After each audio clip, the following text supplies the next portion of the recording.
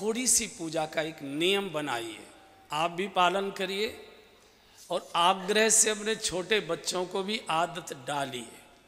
आप जो करते हैं उसमें मैं मना नहीं कर रहा हूँ, जो आपके गुरुदेव ने, किसी आचार्य ने जो पूजा पाठ विधि जो कुछ बताया है, मैं उसमें कोई दखल नहीं दे रहा। मैं बहुत छोटी सी क्रिया का निवेदन करता हूँ कि आप इसको अपने जीवन में स्वयं और बच्चों से इसका पालन कराइए।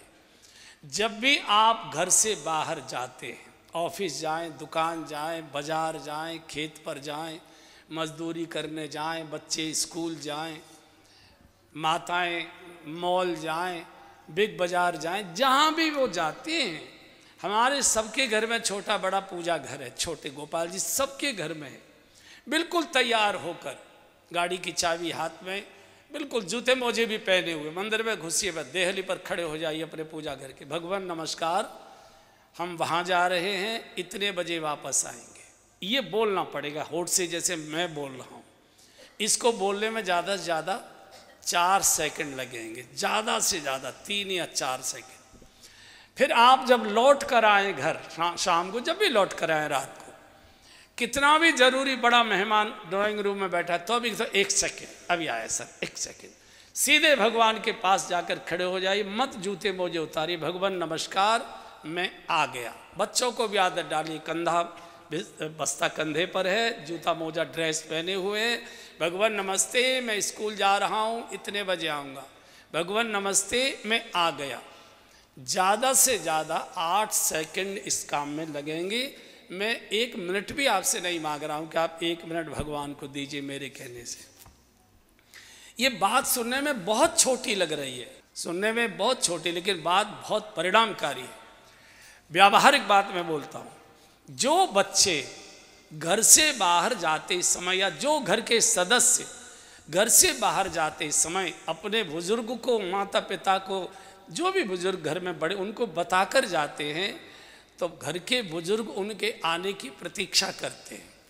अगर मान लीजिए बेटा कहकर गया है कि मैं बाबूजी 5 बजे तक आ जाऊंगा, तो बहू आती है, बाबूजी 4 बज गया, चाय का आपका समय हो गया, चाय ले आऊँ बना के? बोले नहीं बेटा, अभी मुन्ना भी आ रहा होगा, 4 सवा 4 तो हो गया, थोड़ी देर में 5 बजे की कह गया था, साथ साथ पी लेंगे।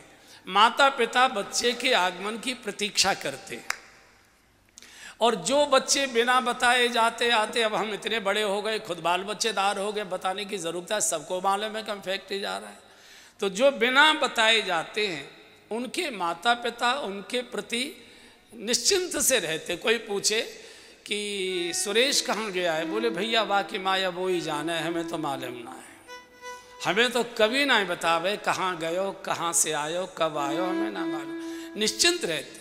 ये जो बैठा है मंदिर में, कौन बैठा है? माँ तू पिता तुम मेरे, शरण गहूँ मैं किसकी, स्वामी शरण गहूँ मैं किसकी, तुम बिन और न दूजा, प्रभु बिन और न दूजा, आस करूँ मैं जिसकी, ओम जय जगदीश।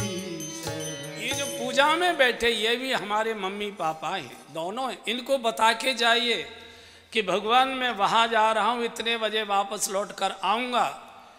तो जो लोग बताकर जाएंगे, भगवान उनकी प्रतीक्षा करते हैं और उतने बजे घर में सकुशल वापस लौटा कर लाना, ये भगवान की जिम्मेदारी हो जाती है कि मुझे बता कर गया है। कोई घटना दुर्घटना आपके साथ हो ही नहीं सकती है। देखने में बात बहुत छोटी लगती है, लेकिन बहुत परिणामकारी। और 10-20 दिन के बाद आपकी स्थिति ऐसी हो जाएगी कि आप जल्दी में गाड़ी स्टार्ट करके चले गए, 100-200 कदम गाड़ी आगे बढ़ गई और आपको फिर याद आती है कि हमने प्रणाम नहीं किया। आपकी हिम्मत नहीं है कि गाड़ी आगे बढ़ा कर ले जाएं, आपको लौट के ही आना पड़ेगा। किसी भी प्रकार की कोई अनहोनी साथ हमारे हो नहीं सकती। बच्चों को भी आदत डालिए, आप भी इस आदत का पालन करिए और आप मुझे ढूंढेंगे कि क्या परिणाम होता है इसका। बस इतनी सी मेरी इच्छा का आप ये पालन करिए, बाकी जो पूजा पाठ करते करिए।